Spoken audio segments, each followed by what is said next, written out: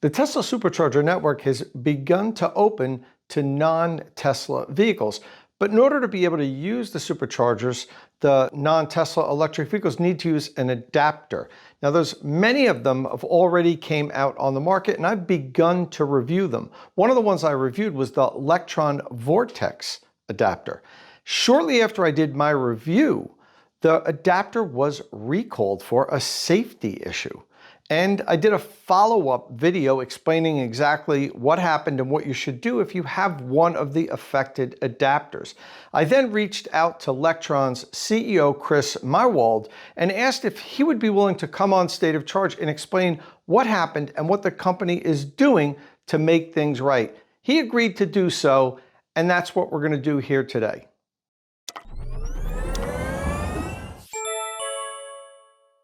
Okay, so I'm here today with Chris Mywald, the CEO of Lectron.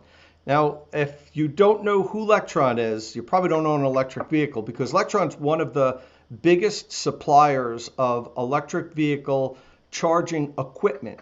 And what I mean by that is they don't just make chargers, like most companies just will make EVSE charging equipment. Lectron has taken like a holistic approach, and they want to supply with everything that you need to charge your electric vehicle, including extension cables, connector holsters with cable management, and adapters. They sell a ton of adapters. Pretty much every type of adapter that you could need for an electric vehicle, Lectron sells it. And that's really what brings us here today. We're going to talk about the Lectron Vortex adapter. That's the new adapter that allows authorized non-Tesla vehicles to charge on Tesla Superchargers. Chris, thanks for coming on State of Charge again. I appreciate it. Thanks for having me, Tom. Okay, so Chris, we're here to talk really about the Lectron Vortex adapter. And as I said, that's the one that will allow authorized vehicles, the vehicle has to be authorized, to use Tesla Superchargers, non-Tesla vehicles. And for those of you that don't follow this channel, I've already had Chris on before, I think it was back in February, and we were talking about this because this is a big adapter. This was big news for the automobile industry that finally non-Tesla vehicles were going to be able to access Tesla Superchargers. And you would need an adapter to do so. Now, Tesla was going to make their own adapter, but we knew third-party companies were going to come out with these adapters. And I have a good history using Lectron products. So Lectron was one of the companies that I decided to deal with and get an adapter and make a review of it, which I did. And Chris came on State of Charge in February to talk about this new adapter that was just about ready to come out. And then he sent me one. I did a review of it. It actually fared very well in my review. But then a couple of weeks later, when he started shipping them to customers, some customers noticed that there was a flaw in the adapter. And what happened was the NACS connector could pull out of the adapter while it was charging. And that's not supposed to happen. The adapter is supposed to lock both connectors, the NACS connector and also the adapter itself to the vehicle. And only when you pressed one of the tabs could it be released. So there was a potential for the adapter to be pulled apart while power was flowing through it, which is something you never want to have. So we reached out to Chris, talked to Chris, set up this follow-up interview. The adapter was subsequently recalled. And now they have re-engineered it. I think they have re-engineered it. We're going to talk to Chris about that now. Talk about exactly what the company did to correct this problem and start shipping out the adapters that won't do that. Okay, so Chris, first off, I want to get something out of the way that was kind of like a basic question. I noticed when I read the recall notice that it mentioned a company called Dropcases Limited, and I don't know who they are. So I'd like you to maybe explain who is Dropcase Limited and why were they involved in this recall? Why wasn't it just Lectron? Sure. Yeah. So Dropcases Limited is the parent company that owns multiple product lines, and Lectron happens to be one of the product lines. So Lectron in itself is not the legal entity. The legal entity that does stand behind it is named Dropcases Limited. And you can also see this on the packaging. So every packaging from Lectron says a trademark of that company. Okay, great. So I figured that was the case, but I want to hear that for you to know for sure. Was this a Lectron mistake, like a design flaw, or was this contract manufacturing didn't build it to Lectron's specifications? And also, regardless of how that happened, was how did this get past quality control? And could you please explain what steps you're taking to make sure it doesn't happen again? Yeah. Everything is electron mistake, right? Every product that leaves the factory with electron name is ultimately electron mistake and our responsibility. In terms of root cause analysis, the issue came from the supplier that manufactures or supplies the NACS latch. There are very, very thin tolerances. For this particular batch, some products were outside of the tolerances. And because we only did batch testing for the adapter and didn't test 100% of the product, some products slipped through. In terms of corrective action, we've been working with the latch supplier to narrow the tolerances, to add 100% end-of-line testing on the vendor side. And we also added 100% inline testing for Lectron products for this specific issue. So we've taken corrective action, we assumed responsibility, and we're going to make sure that this does never happen again. State of Charge is powered by Qmerit. After I've helped you decide which electric vehicle charging equipment you're going to buy, follow the link in the description of my videos and let the EV charging installation professionals at Qmerit install it. Okay. And, I know I got one. You sent me a new one. I have it here. It seems to work just fine. But number one, have you started shipping these out to all your customers? And if so, have all the customers that received the faulty ones received their replacement units already? Yeah. So the issue was fixed already. We've shipped adapters with a renewed latch. You should have received one. Have you had a chance to look at the new adapter yet? I have, yeah, I have it right here actually, and I mean physically, it's hard to tell a difference. The tab that unlocks the NACS side, the spring is much stronger than previous. I mean, I've Mm-hmm. really got to squeeze Yeah, this thing to pull it, and when you release it, it pushes out really hard. The other one kind of, well, it did feel a little weak, but I mean, if yeah, it worked, it would be fine. But I have a yeah. feeling that spring was part of it. I'm assuming because that's the only thing I could tell that's different. The tab inside doesn't appear to be different, but I'd have to take it apart. But the tolerances are so tiny um, that it's hard to see with a blind eye, just with the eyes. So we started shipping new adapters with a fixed latch, and customers that are affected will be contacted through the channels advised by NHTSA, and we're in the process of making this right. Okay, so you have some out, but not all, basically. What do Some you of them mean have by been some shipped out and out, not? but not all of them. Yes, but a lot of in terms of back orders or replacements for No, the recall. the replacements, the back orders is another story. You have to tell me when do you think you'll get your back orders filled because so many of my followers, after watching my video, my review of it, went out and ordered it, and now I'm getting emails and messages saying, "Hey Tom." Some of them weren't even aware of the problem. They're like, what's going on with this? I ordered it 2 months ago and I'm still haven't had it yet. How if you can maybe you can, maybe you can't. Can you estimate how long it's going to take for all the people to get their replacement? You're going to send those out first, I Hmm. assume, and then to fulfill your back orders, so I can maybe tell people about how long they're going to be waiting to get their adapter. Yeah. In terms of replacements, NHTSA compliant notifications are being sent out right now, and customers will receive a first class letter with a return label, and they can return the adapter and will be sent a replacement immediately. Okay, so they have to return In it ter- first before they get the replacement. Get in touch with us. That's the normal process, but obviously we're here to delight customers. Mhm. Yeah. Okay. In terms of the back orders, we've been ramping up production and we shipped out a fair amount of units in the last couple of weeks. I hope by the second week of June, we will be able to work through all of the back orders and have an adapter in customers' hands.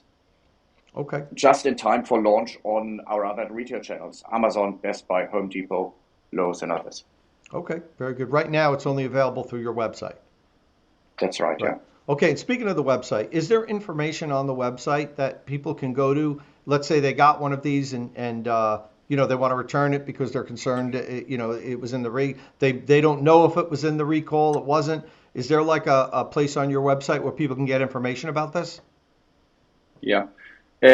So we know exactly which customers have been affected because we have serial numbering for each of the products. So traceability is really good. So we know exactly which batches have been affected, and we're able to match the batch numbers with the order numbers from the website. So every customer that could potentially be affected will receive a letter in the mail and will know, Okay. right? So, Um, go ahead. Yeah, and that's the default way of contacting customers, as is also required by NHTSA. Okay, so Chris, there was a section in the recall that stated customers that paid for a pre-notification remedy will be eligible for a reimbursement in accordance with Dropcase Limited's forthcoming reimbursement plan. Can you explain what this means? Because I took that as almost saying you could go buy an adapter from another brand and that's my remedy. I need an adapter, so I'm going to buy one from someone else and now you have to reimburse me. Could you Yeah. explain exactly what that section meant? So if you purchased a Vortex plug and it's impacted by the recall, we'll give you a free return label and replace the item, right? In other scenarios, if you bought a new Vortex plugs because of the recall issue, without waiting for the recall notice, without waiting for the return label, and so on and so forth, we will also reimburse you for the new item that you've bought. Okay, so to be clear, you can't buy a competitor's adapter and get reimbursed. I wouldn't imagine you could, but that case, the legal, it made it appear like, well, if whatever your remedy is, we'll reimburse you for it. So, but I figured that wasn't going to be the case, but I thought I'd ask. Mm-hmm. Okay, so next, what about UL2252 certification? The last time you and I had this conversation back in February, you said that you were about to submit it or you're already submitted the adapter because I mean this actually unfortunately for you and I think for the whole industry came at such a bad time because people are talking about not using third-party adapters.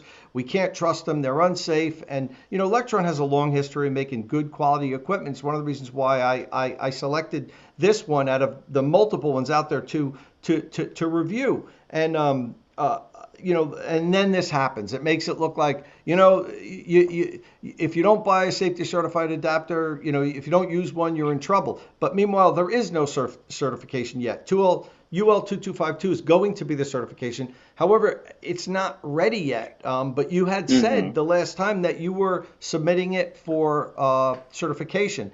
What's going on with that? Yeah. So we've submitted it around February time.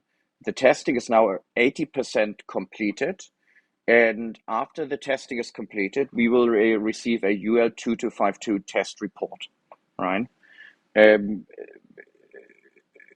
Currently, UL2252 is in draft stage, and products can only become UL listed after the new standard is fully published. We expect the full standard to be published by the end of 2024. And in the meantime, we can just do as good as a job we can working with UL with the pre-published testing.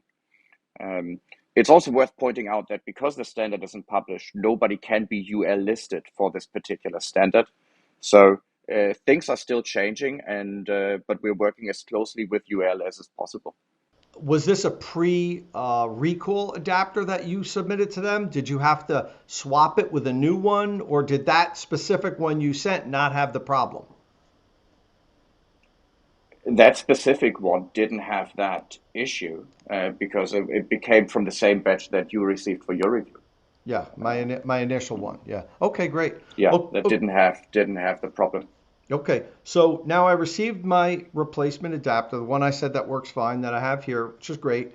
And along with that, a member of your team sent me a video, which I'm going to display on this interview also, that is meant to show people the proper way of using the adapter.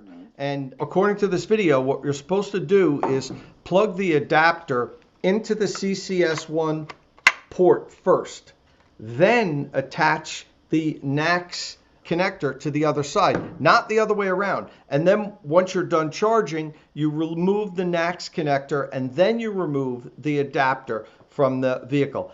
I haven't seen any of the other companies specifically say this is how it has to be done. In fact, I think one of the other companies that makes it says to do it the other way, which put the adapter on the connector first, then plug the whole thing into the vehicle. Why is it that you are making it a point to even make a video and say this is how you use this? Yeah. So in the current version of UL 2252 that we're working on, there is a section that says, I'm quoting here, always connect the adapter to the vehicle inlet first and then connect the vehicle connector to the adapter. When disconnecting, the order should be reversed. So this is the current language in the UL 2252 document that manufacturers are working on. And that's how we're communicating this to our customers. I have to ask you one thing. Because of this, the reason why I really looked into this and the video caught my eye was there's a video online of somebody that I think his name's Crazy Postman is his YouTube name, and he showed that he couldn't remove the NACS connector from the adapter. And the speculation was it was because it wasn't attached to the CCS1 port. Is that the case, that it won't come out unless it's attached to the vehicle? You have to do it in that order? It will be much harder. Yes. So what we try, I think it would be great if you could do a demonstration with a vehicle in the wake of this video, where you show when you actually insert the adapter into the CCS and then remove the next coupler when it's inserted. It's actually easy.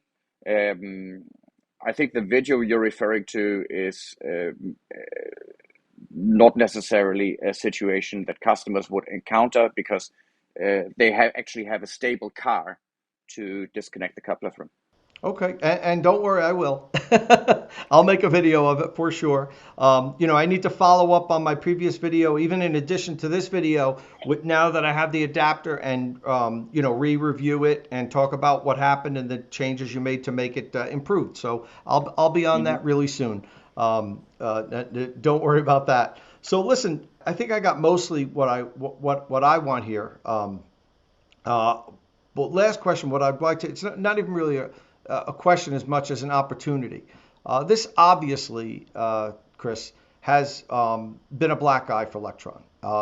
It's probably a limited black eye because I don't know how many people know about this. It's not some really wide, this is kind of like the EV nerds that as soon as the adapters were ready, they went out and ordered them from yours and A to Z, and they're waiting on the ones for Ford and Rivian. So I don't think it's like, millions of people know about this. There's a small pool of people, but those people that know about it, I think now might be looking at Lectron in a different light. They might be saying, geez, I always I felt good about Lectron, but after seeing this, I'm a little concerned about quality control. I know you talked a little bit about it in the beginning, but what can you do to help restore faith that Lectron makes high quality, safe charging equipment? Yeah, look, I would have obviously preferred a scenario where nobody would have ever made a mistake. But we did make a mistake. We took corrective action and made really meaningful changes. And I think setbacks like this are the opportunity for really deep organizational learning. The majority of feedback that we received regarding this voluntary recall, so we took it out in the open, we worked with regulators, and we were open kimono about this. The majority of feedback we received from customers and as well under comments under your videos has been relatively positive, saying that we acted swiftly, we've done this out in the open, and we've complied with all laws and regulations. So we've made meaningful improvements, and we're certain that something like this will not happen again. Okay. Well, listen, we'll be here watching, and I get all of your equipment, your chargers, your adapters. I review them all. So if there's another problem, I'll be sure to make sure I call you on that. But to Absolutely, mention, yeah, absolutely. Keep us honest and our feet to the fire. to this point, mostly everything that I've reviewed from you guys has been pretty solid.